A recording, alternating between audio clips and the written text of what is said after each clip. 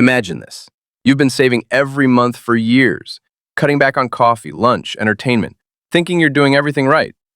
But here's the truth. Your savings alone, they won't make you rich, not the way you think.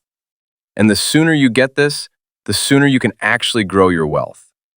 Don't get me wrong, saving is important. Emergency funds, cutting unnecessary spending, being disciplined, all good habits. But here's the problem. Saving alone doesn't grow your money. Most savings accounts barely beat inflation, which means your hard-earned cash is basically standing still. Think of it like putting water in a cup and expecting it to fill a pool. It's a start, but it won't get you far unless it multiplies.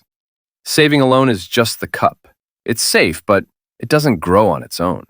To actually build real wealth, your money needs to work for you, like a river flowing and branching out, multiplying as it goes. So what do wealthy people do differently?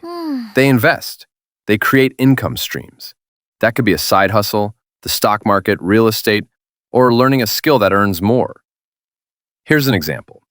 Saving $500 a month for 10 years equals $60,000. Not bad, right? But investing that same $500 at a 7% annual return, you'd end up with over $100,000. That's the power of making your money active instead of letting it sit. Take my friend Lisa, for example.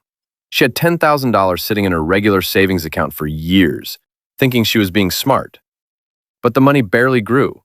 Then she moved most of it into a high-interest savings account and a money market account, safe accounts that earn a better interest rate over time.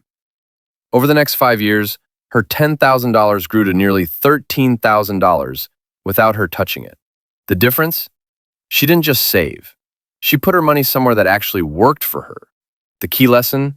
Saving is step one, but it's not the whole game. To get real wealth, you need to combine saving with strategies that grow your money, investing, side hustles, or building assets. Safe is not the same as rich.